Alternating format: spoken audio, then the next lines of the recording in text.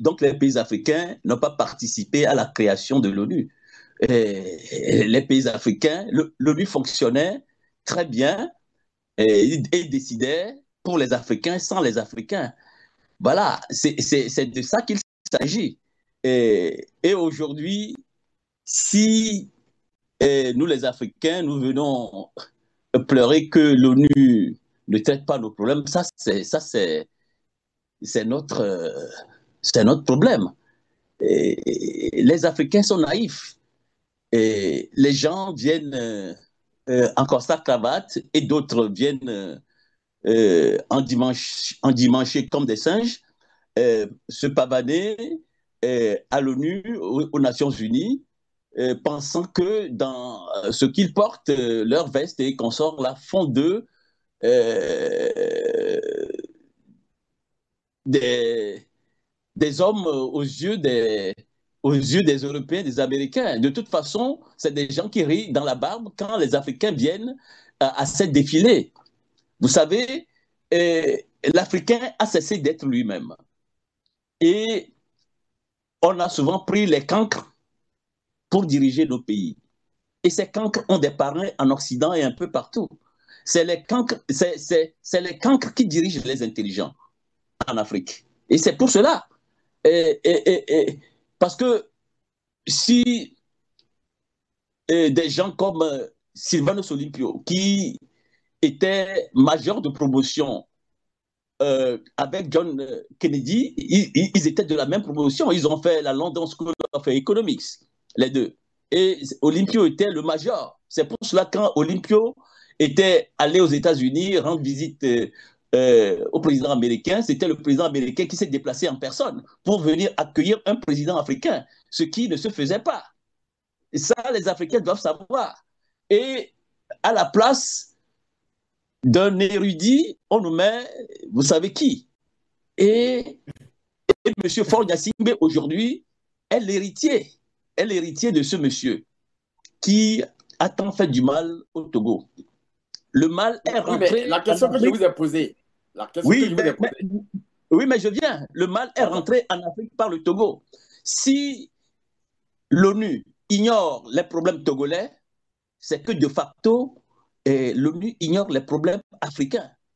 L'Afrique n'existe pas en tant que, euh, en tant que, euh, en tant que continent aux yeux des Européens. Pour les Européens, c'est un territoire où ceux qui vivent sont en quelque sorte les gardiens. Et les gardiens, bon, gardent un peu leur territoire et quand ils veulent, ils viennent prendre ce dont ils ont besoin. Et nous devons euh, nous autodéterminer pour faire de notre continent ce continent qu'il nous faut euh, pour, euh, pour mieux y vivre. Vivre à Donc, l'étranger, c'est... Oui, selon moi, selon vous, l'ONU n'a oui. pas protégé les peuples africains face Ah aux guerres non, loin de civiles là. et aux coups Mais d'État l'ONU n'a et pas, puis au régime autoritaire. l'ONU n'a pas intérêt. L'ONU, c'est les grandes puissances. On dit la communauté internationale. Mais est-ce que la communauté là, elle est internationale? Et quelle est cette communauté internationale? C'est la question qu'il faut se poser.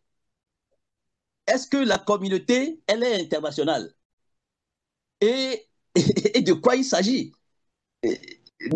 Mais à chaque fois, on parle de communauté internationale. Qui est dans la communauté internationale? Cette communauté internationale est formée par les États-Unis, la France, l'Angleterre, la Russie.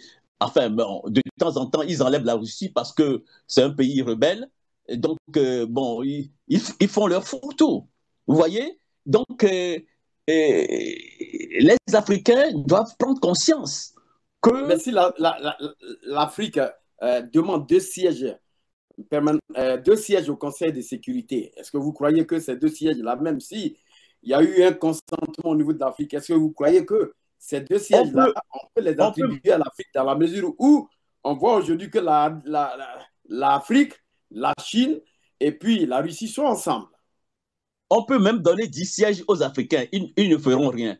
Vous savez, D'accord, c'est la force. d'accord. Vous savez, dans ce monde, c'est c'est la force qui prime le droit. C'est la force. C'est la force qui prime le droit. Si vous pouvez avoir le droit de votre côté, mais si vous n'avez pas la force, ce n'est rien du tout. Vous pouvez, mais c'est ce qui se passe. C'est ce qui se passe en réalité. Les États-Unis, par exemple, c'est la force. Et si vous voyez l'emblème des États-Unis, il y a dans une main, on tient une fleur et dans l'autre main, il y a cette flèche ou bien, je ne sais pas. Donc, c'est ça, la force qui prime. D'accord. Les Africains n'ont pas, ils doivent cultiver, comment on peut dire ça, la volonté de puissance. L'Africain n'a pas la volonté de puissance. Tout ce que nous savons faire, c'est danser, chanter, parce que... Merci, M. Pelly. Chanter, danser.